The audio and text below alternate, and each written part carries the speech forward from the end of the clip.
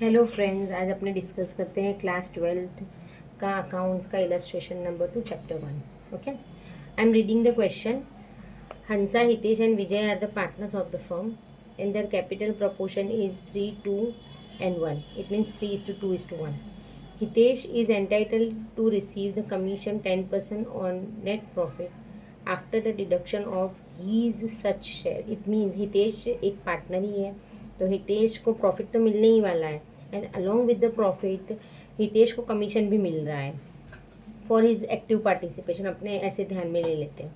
What amount will be received by Hitesh when the profit of the firm is 1,65,000 at the end of the year. पहले अपने देखते हैं कि real scenario is what. Okay, पहले अपने ये देखेंगे कि सपोज कर लेते हैं अपने, ये एक्सप्लेनेशन पार्ट है, this is not the part of your sum. समझना है अपने खाली पहले.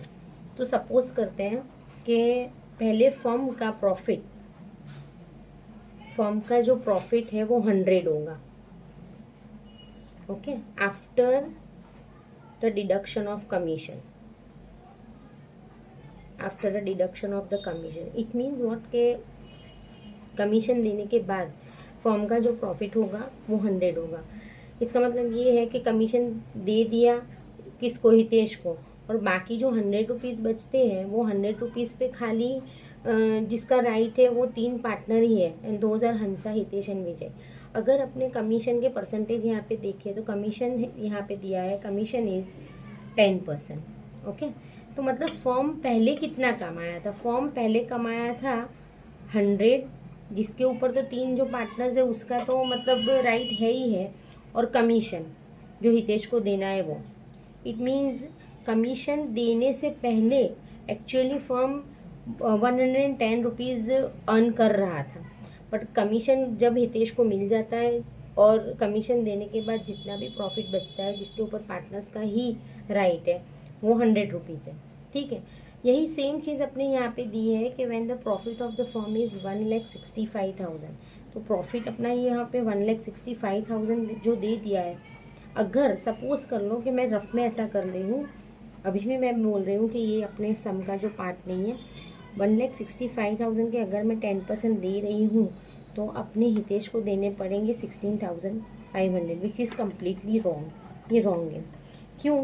क्योंकि मैं 1,60,000 यहाँ पे 1,65,000 जो प्रॉफिट है उसमें कहीं ना कहीं हितेश का ऑलरेडी कमीशन है ही.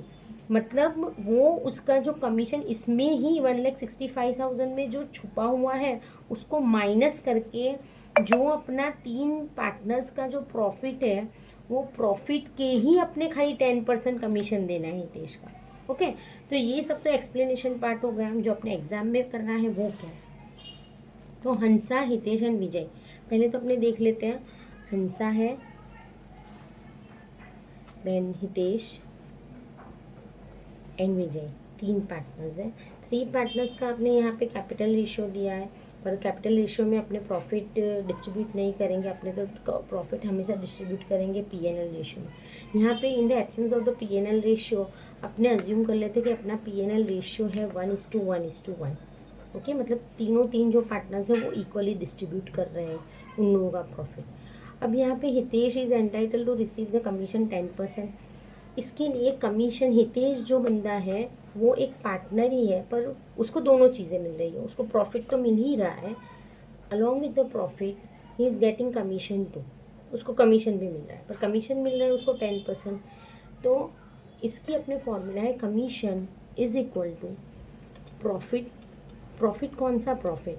प्रॉफिट जो अपने टोटल जो 1,65,000 दिया है वो मल्टीप्लाई बाय कमीशन के जो परसेंटेज है वो upon 100 plus commission.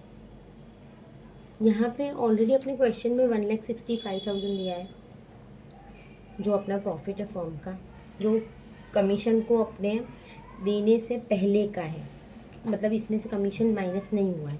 Multiply by commission के जो परसेंटेज दिए हैं which is given in the question 10% and upon 100 plus commission का रेट है 100 प्लस 10. इट मीन्स 110 होगा. 1,65,000 मल्टीप्लाई बाई 10 अपॉन 110. तो इसका जो अपने कैलकुलेशन करेंगे we get the amount rupees 15,000।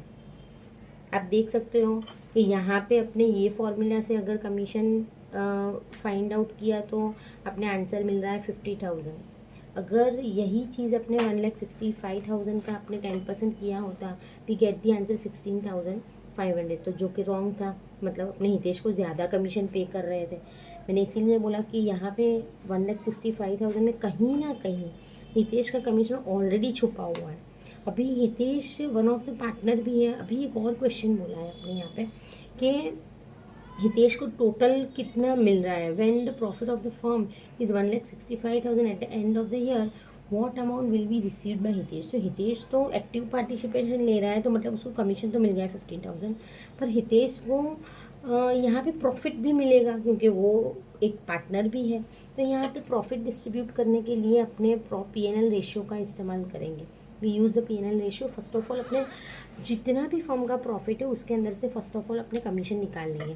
तो डिविजिबल प्रॉफिट अपने कितना मिलेगा, divisible profit is equal to जितना भी टोटल प्रॉफिट है माइनस अपने कमीशन कर लेंगे।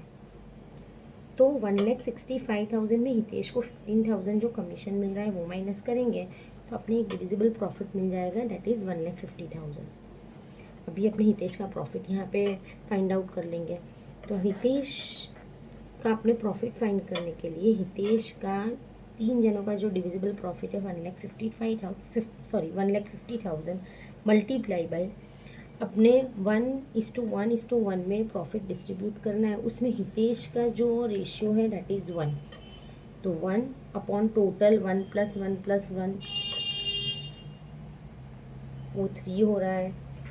1,50,000 डिवाइडेड बाई 3 करेंगे, we get the answer 50,000। It means Hitesh को प्रॉफिट भी मिल रहा है 50,000 as well as Hitesh is getting the 15,000 commission to.